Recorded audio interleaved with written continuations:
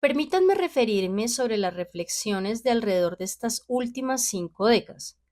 La erosión de imágenes tribales e institucionales que una vez tuvieron el poder de ligar a nuestros ancestros con las energías trascendentes del cosmos han dejado a miles de modernistas en la búsqueda de sustitutos mundanos.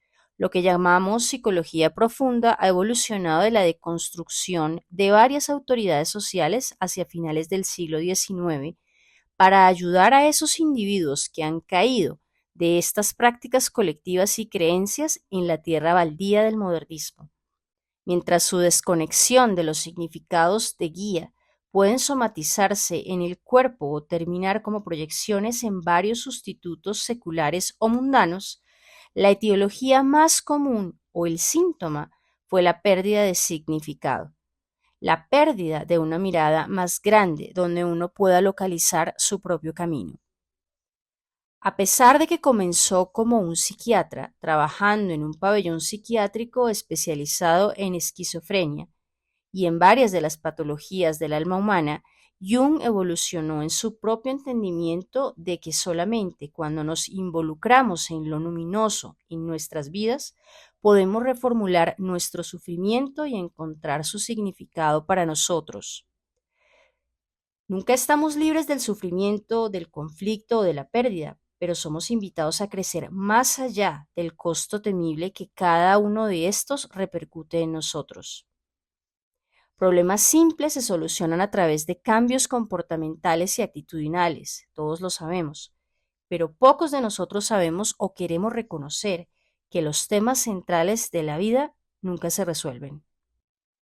Vi una caricatura hace años en la cual el terapeuta le dice al cliente: no puedo solucionar tu problema, pero puedo darte una historia más convincente sobre tu miseria. Le he dicho a más de un consultante que lo que esperamos alcanzar juntos es una ampliación que se logra al tomar la vida, al dejar atrás hojas de ruta, estrategias y al final tener una vida más interesante. Cuando somos jóvenes podemos fantasear con que podemos encontrar las respuestas a los dilemas de la vida. A medida que crecemos y sufrimos lentamente hacia la sabiduría, aprendemos que lo que sea que fueron esas respuestas resultaron insuficientes para las experiencias que vinieron. Lograr firmeza frente a la topografía cambiante de nuestras vidas y el coraje para dirigir aquello que debe ser dirigido y la voluntad de ir hacia atrás a ese tablero ocasionalmente es lo que nos da una alternativa a la superficialidad y al sentimentalismo, y a sus primos, el cinismo y la amargura. Así que quiero compartir con ustedes 7 asuntos existenciales que debemos dirigir en el curso de nuestro trabajo profundo. Y la primera de estas ideas, como estaba sugiriendo, es que los problemas reales de la vida nunca son resueltos, pero pueden ser superados. Es un deseo natural y una tendencia de la vida consciente resolver problemas y luego continuar. Jung mismo dijo, citando textual: siempre he trabajado con una fuerte convicción de que al final no hay problemas insolubles.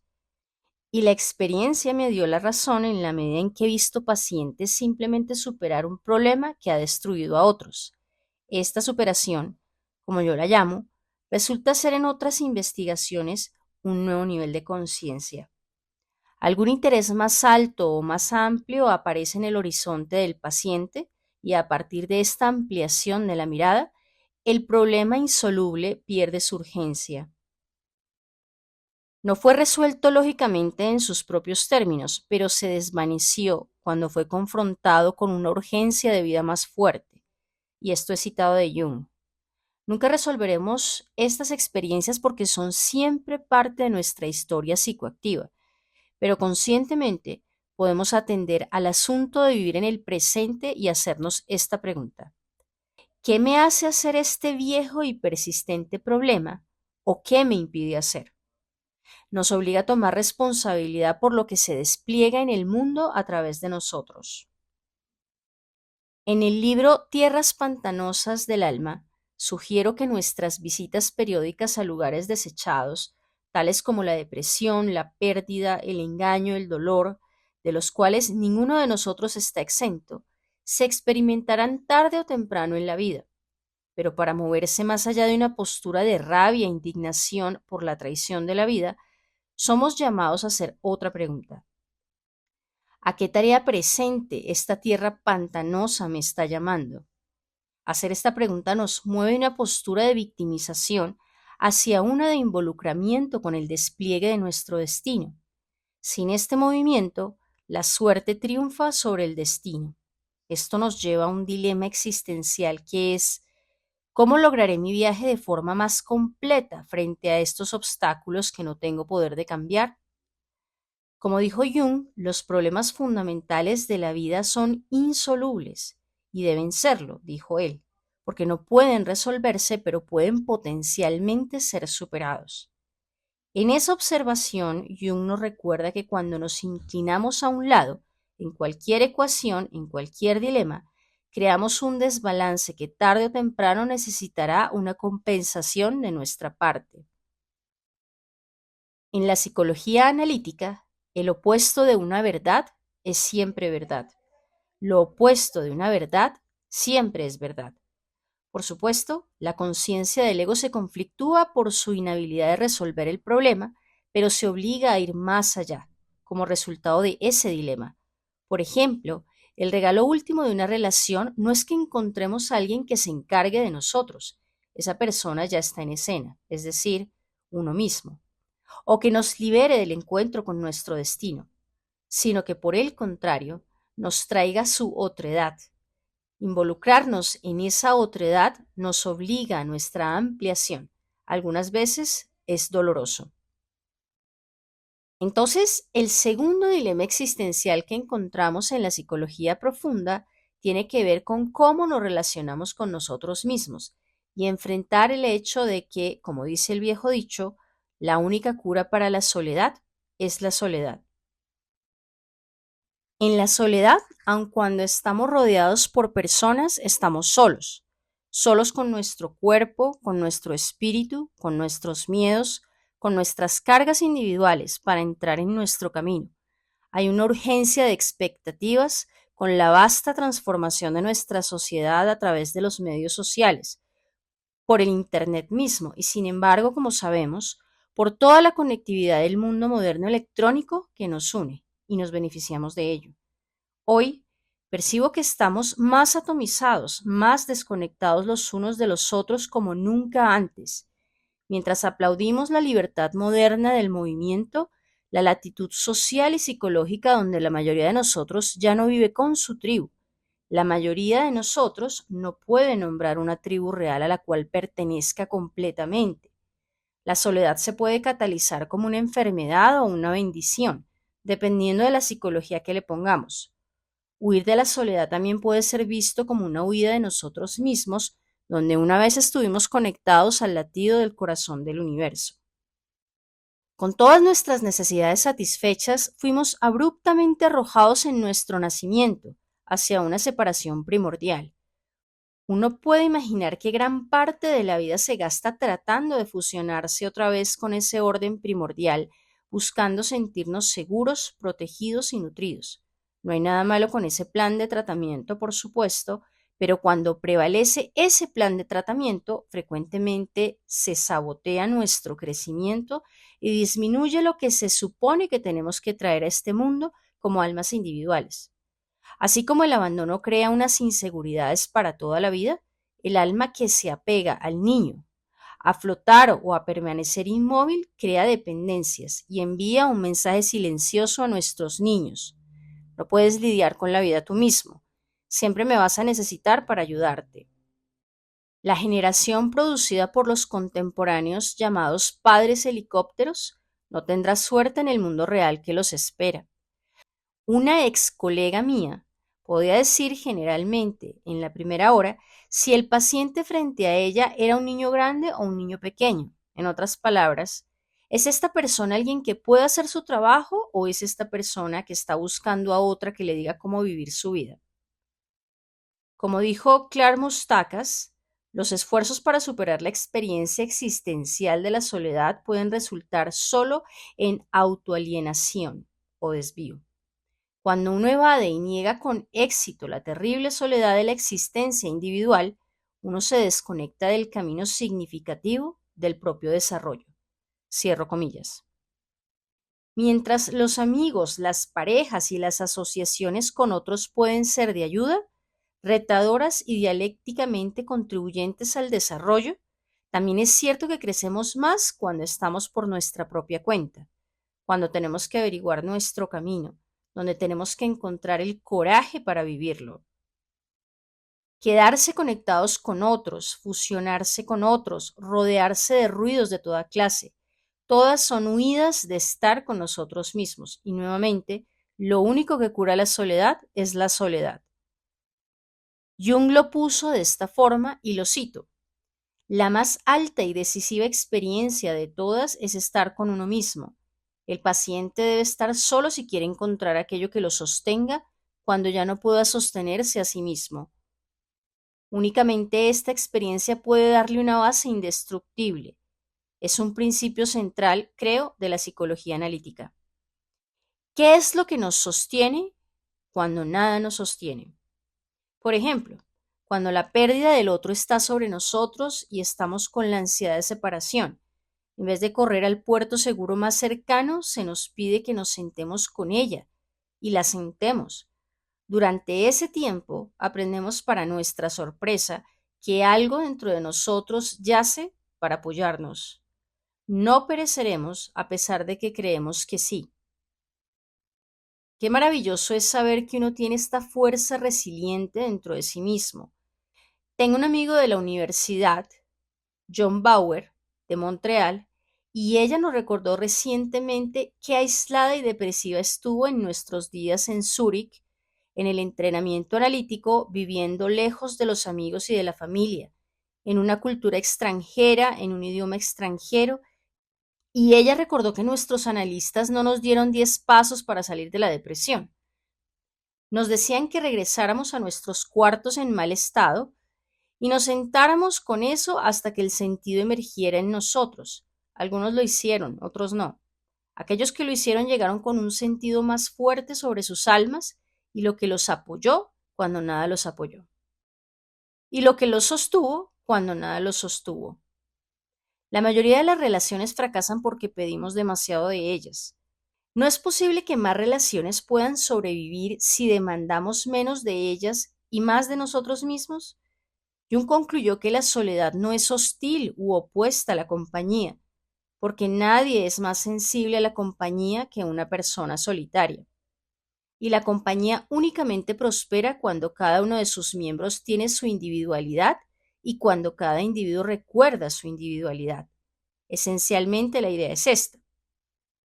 En la soledad nunca estamos solos porque somos conscientes del otro que está dentro de nosotros, que cuida de nosotros y que está tratando de comunicarnos algo. Y la calidad de esa conversación es lo que nos da una sensación de totalidad y de bienestar.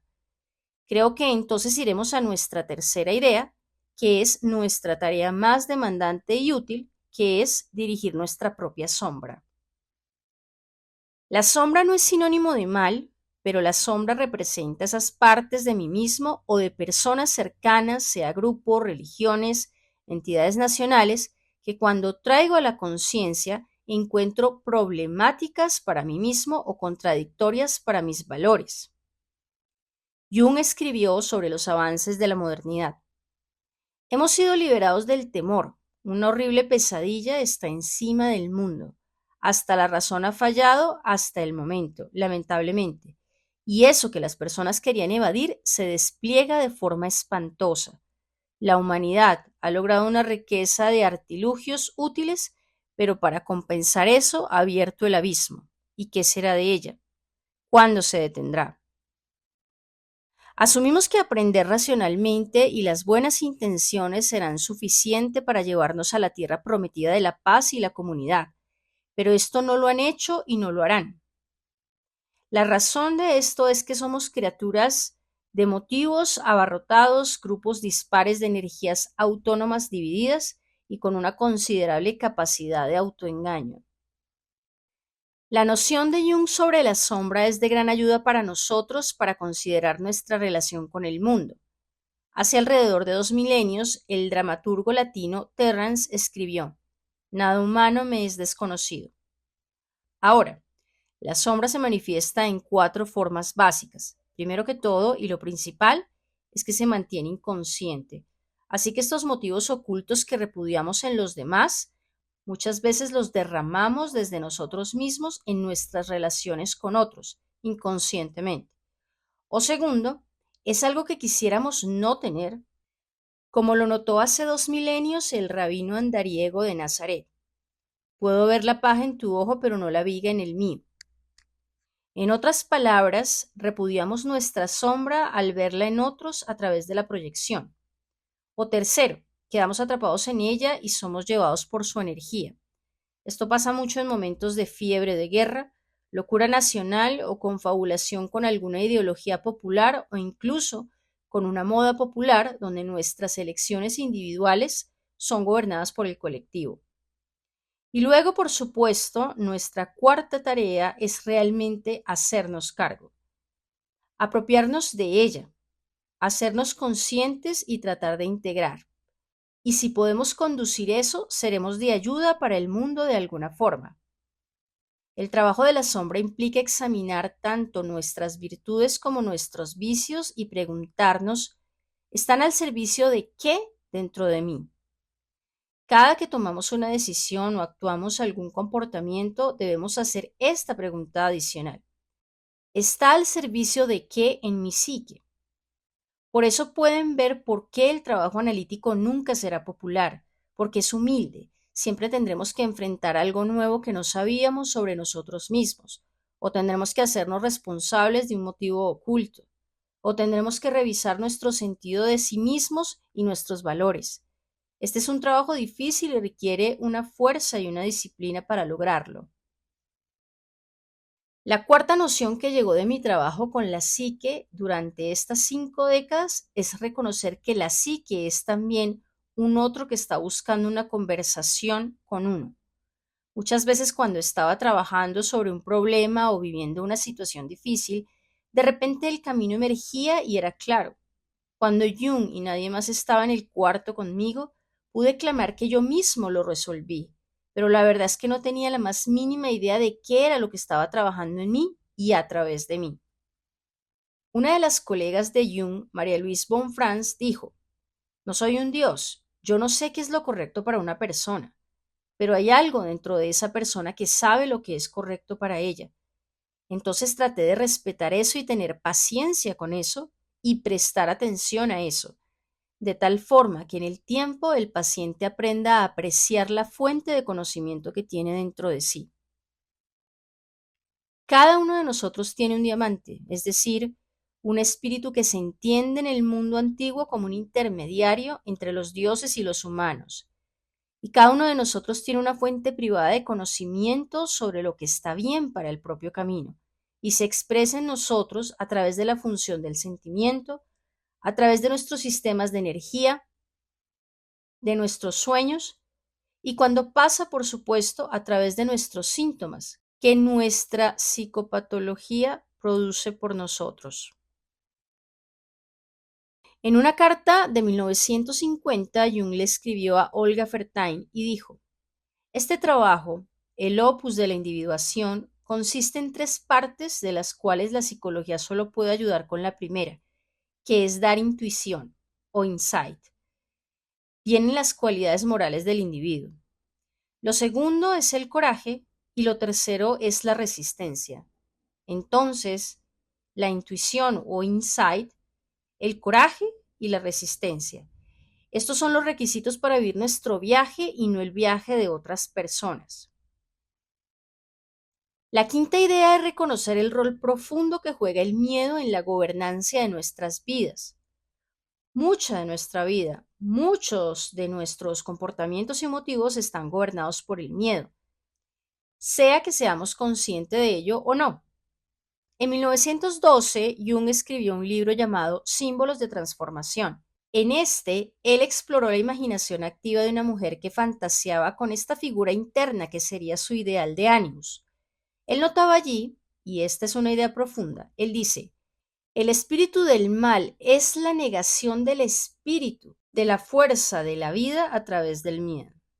Solo nuestra audacia puede liberarnos del miedo, y si el riesgo no se toma, se viola el sentido de la vida. Tan intimidante como el mundo de afuera pueda ser, hay una fuerza más grande y más insidiosa dentro de nosotros mismos que también puede sabotear el proyecto que nuestro camino busca traer a este mundo. Esta fuerza se encuentra en las seducciones del inconsciente, la indulgencia. Entonces, nuestros dos enemigos en la vida son el miedo y la letargia. La parte de nosotros que quiere que nos quedemos dormidos, que sigamos inconsistentes para ser gobernados por las reglas de otros.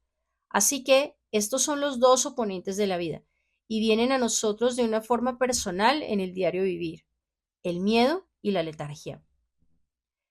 La intimidación del gran mundo y la seducción de nuestro deseo de evitar el conflicto y quedarnos inconscientes.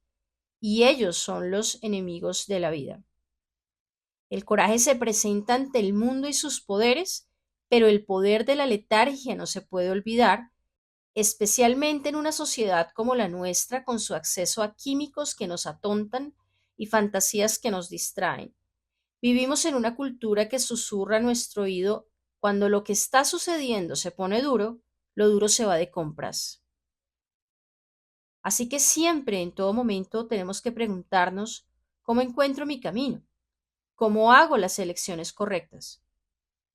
Y a veces no podemos y tenemos que vivir en medio de lo incómodo por un largo tiempo, hasta que algo inesperado viene de nosotros mismos desde adentro. Jung escribe: tú solamente puedes sentir que estás en el camino correcto cuando los conflictos del deber parecen haberse resuelto ellos mismos, y ahora eres la víctima de una decisión hecha con tu cabeza o a costa del corazón. De esto podemos ver el poder luminoso del sí mismo, que difícilmente se puede experimentar de otra forma. Por esta razón, la experiencia del sí mismo es generalmente la experiencia de la derrota para el ego. Ser muy conscientes de los poderes de los mellizos miedo y letargia. Creé un lema para mí. Es muy simple. 3 palabras. Cállate, vístete y muéstrate. Cállate es la voz para mí mismo, no quejarse. Recordar que siempre hay personas en el mundo con un sufrimiento muchísimo más grande y problemas muchísimo más grandes que mis problemas. Vístete. Significa trabaja duro, prepárate, agarra la vida y haz tu tarea. Y el tercero, sal al mundo y haz lo mejor que puedas. Esas son las 3 tareas del diario vivir. Cállate, vístete y muéstrate.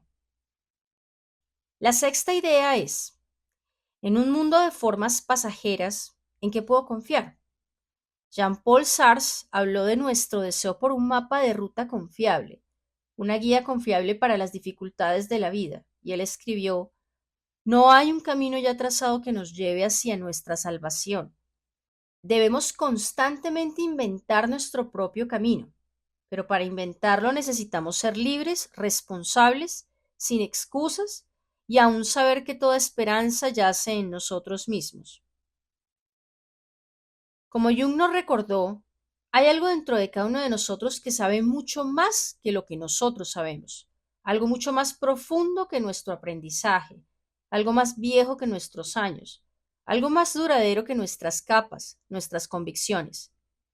De tiempo a tiempo la vida nos hace humildes, nos llama a responder, para rendir cuentas, nos lleva nuevamente al tablero y nos pide comenzar de nuevo. ¿No es muy agradable pensar que también debe haber una fuente de guía que pueda venir desde dentro de nosotros? Al escribir sobre los objetivos de la psicología en 1929, Jung observó que el proyecto terapéutico no consiste en una cura, porque la vida no es una enfermedad, sino un experimento en curso que debe vivirse. Y él escribe: nuestro trabajo no es tanto una cuestión de tratamiento, como del desarrollo de posibilidades creativas latentes en cada uno de nosotros. La paradoja es clara. Necesitamos ser criaturas de adaptación para encajar en el mundo que nos circunda, sobre el cual no tenemos poder. Y sin embargo, Entre más estamos identificados con nuestras adaptaciones a ese mundo, más podemos sentirnos extraños frente a nuestras fuentes naturales de conocimiento y desarrollo. Jung notó que la mayoría de sus casos, y lo cito, no son sobre sufrir por una neurosis definible clínicamente, sino de una falta de objetivo y sentido en nuestras vidas. No objetaría si esta fuera la neurosis general de nuestra época. Y finalizó la cita. La verdad es, todos nosotros en algún grado sabemos cuál es nuestro llamado. Todos sabemos lo que necesitamos hacer con nuestra vida. Jung lo puso así. La mayoría de mis pacientes sabían la verdad más profunda, pero no la vivieron. ¿Y por qué no la vivieron? Por ese sesgo que nos hace vivir desde el ego. Un sesgo que viene de una sobrevaloración de la mente consciente. Más adelante Jung dijo, cada terapeuta debería hacer esta pregunta. ¿Qué tarea está el paciente evadiendo? En ese ensayo, Psicoterapia y Filosofía de la Vida, Jung dice, el primer objetivo de la psicoterapia no es transportar al paciente a un estado imposible de felicidad, sino ayudarlo a adquirir una firmeza y paciencia filosófica frente al sufrimiento. La vida demanda para su completud y totalidad un balance entre la felicidad y el dolor. Y siempre la pregunta suprema es, ¿cuál es el camino de significado para mí? Eso no es algo que la conciencia decida, es algo que la conciencia tiene que respetar cuando emana desde adentro. Como Jung resaltaba, lo más grande de las cosas es menos que lo más pequeño de las cosas que tienen sentido. El sentido lo es todo. Jung escribió en una de sus cartas, la vida es una pausa corta entre dos grandes misterios. Y por supuesto la pregunta siempre es, ¿cómo voy a vivir esta pausa y al servicio de qué valores? Así que el séptimo tema es siempre lidiar con la cuestión del propósito. ¿De dónde hemos venido? ¿A dónde tenemos que ir? ¿Y qué vamos a hacer con esta corta y preciada vida que tenemos ahora mismo? Gastamos tanto tiempo de la vida en las obligaciones, los horarios, las tareas, obligaciones legítimas, muchas de las cuales son importantes y le sirven a la vida. Pero el resultado de esta inmersión en el mundo externo es la pérdida de una perspectiva más amplia, que es simple. ¿De qué se trata nuestra vida? ¿Por qué estamos aquí? ¿Qué debemos hacer mientras estemos aquí? Hay, como mencioné, dentro de cada uno de nosotros capacidades instintivas críticas que nos ayudan a determinar nuestro camino, la función del sentimiento, los sistemas de energía, nuestros sueños compensatorios y, por supuesto, nuestra tarea por el significado o el sentido. Cuando rastreamos estas 4 áreas de revelación, aprendemos que algo dentro de nosotros está buscando su expresión, a través de nosotros hacia el mundo. Creo que la mayoría de ustedes ha leído las memorias de Jung, Recuerdos, Sueños y Pensamientos, y si no lo han hecho, es un placer al que tienen derecho. Y deberían leerlo cuando regresen a casa. Allí Jung tiene una conclusión que siempre me ha impresionado mucho y quiero compartir con ustedes. A él se le pide que resuma su vida y dice, no tengo ningún juicio sobre mí y mi vida. No hay nada de lo que esté completamente seguro. No tengo convicciones definitivas sobre nada realmente. Solo sé que nací y que existo, y me parece que he sido conducido. Existo sobre la base de algo que no conozco y, sin embargo, en todas estas incertidumbres siento una solidez debajo de todo y de toda la existencia, y una continuidad en mi ser. Así que puedes percibir aquí que el mismo Jung encontró que había algo dentro de él que lo estaba guiando y que era tan importante para él seguir y servir. Tenemos que recordar que la etimología de la palabra psicopatología se traduce del griego como la expresión del sufrimiento del alma. Una vez hemos utilizado esta palabra alma, hemos entrado en un reino diferente. Incluye nuestros comportamientos, nuestros procesos cognitivos, nuestras funciones biológicas y sin embargo aún es algo más importante, profundo y elusivo. Uno no tiene que ser extremadamente religioso para respetar el hecho de que hay algo sagrado en este trabajo. Tanto los terapeutas como los pacientes son atrapados en el mismo misterio de por qué estamos aquí y al servicio de qué. Las dos cosas más difíciles que he aprendido como terapeuta y que todavía odio, nuestra paciencia y nuestra impotencia.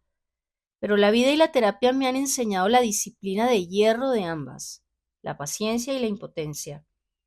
Ahora, esta no es una espera pasiva para recibir una revelación, es un compromiso activo con el otro en nosotros. Y entre más activos y atentos seamos, es más probable que ese otro responda a cada uno de nosotros. A lo largo del camino, este trabajo, que es nuestro mejor servicio para la humanidad, no es narcisismo ni autoabsorción. Es un trabajo humilde que nos lleva a aproximarnos al misterio de ser. Yo fui ampliamente tomado antes de mi trabajo junguiano. Fui impresionado por unas líneas del poeta alemán Friedrich Hölderlin de alrededor de 1800, que dijo: eso que tú buscas está cerca y ya viniendo a encontrarse contigo. Y yo pienso que esa línea captura de lo que se trata este trabajo. Es una conversación abierta con el otro que yace dentro. Cuando hacemos este trabajo privado, servimos a nuestras relaciones porque potencialmente vamos a traer a un ser humano más evolucionado para los demás. Los antiguos reconocen la polaridad de la suerte, lo que es dado por la vida, y el destino, es decir, lo que es capaz de desplegarse a través del individuo. Y el rol de la conciencia humana puede algunas veces inclinar el balance o ayudar a hacer una diferencia en la transformación de la suerte al destino de uno. El séptimo punto es hacer la pregunta: ¿de dónde venimos? ¿Vamos hacia nuestros misterios esenciales? Nunca lo resolveremos. La vida propiamente aquí, en el medio, es lo suficientemente difícil, ¿verdad? Hay en cada uno de nosotros, y cada uno debe encontrarlo a su propia manera, que nuevamente sabe lo que es correcto para sí mismo y está buscando su totalidad a través de nosotros en este mundo. Hablando en términos generales, podríamos decir que la tarea de la primera mitad de la vida es desarrollar suficiente fuerza de ego para dejar nuestro hogar, salir hacia el mundo y encontrarnos con las expectativas del mundo, del empleador, del compañero, de la sociedad, y ser capaces de funcionar exitosamente en ese mundo. Eso es sobre el desarrollo del ego y la asimilación del ego. Luego, la segunda mitad de la vida es realmente sobre la tarea de preguntarse, si tenemos suerte de sobrevivir, ¿por qué aún sigo aquí? ¿Al servicio de qué? Contrario a nuestra expectativa, al final este trabajo es siempre sobre servicio. La pregunta esencial para la segunda mitad de la vida en adelante es: ¿a qué estoy llamado a servir? Debemos continuar sirviendo al mundo, ser recíprocos en nuestras relaciones, pagar nuestras cuentas, cuidar de los niños, pero al final se nos pregunta: ¿a qué está mi vida llamada a servir? Mi propia experiencia ha sido haber sobrevivido a una enfermedad que amenazó mi vida en los últimos años. Ahora, a los 84 años, tengo el privilegio de estar todavía aquí. Tengo varias prioridades. Una, estar aquí para mi esposa. Segundo, seguir aprendiendo tanto como sea posible sobre el mundo por el cual todavía siento curiosidad. Y tercero, continuar con lo que la vida me ha pedido: ser profesor. Cuando yo era un niño, mis héroes eran mis profesores porque me enseñaron que había un mundo mucho más grande por explorar. Y desde que identifiqué algo dentro de mí que quería emprender ese camino, siempre he estado involucrado en procesos de educación. Pero debemos recordar que la epidemiología o la fuente de la palabra educación viene de idus, que significa sacar de adentro. No imponer a alguien, sino sacar de adentro su propia y única respuesta a las demandas del mundo y las oportunidades. Y nuevamente, debajo de esto permanece la pregunta: ¿a qué estoy entonces para servir? Si yo no hago esta pregunta, ¿estaré al servicio del ruido más fuerte en mi entorno o estaré al servicio de los ruidos que me acomplejen? Y todos ellos tienen una voz y todos ellos tienen una demanda para hacer sobre nosotros.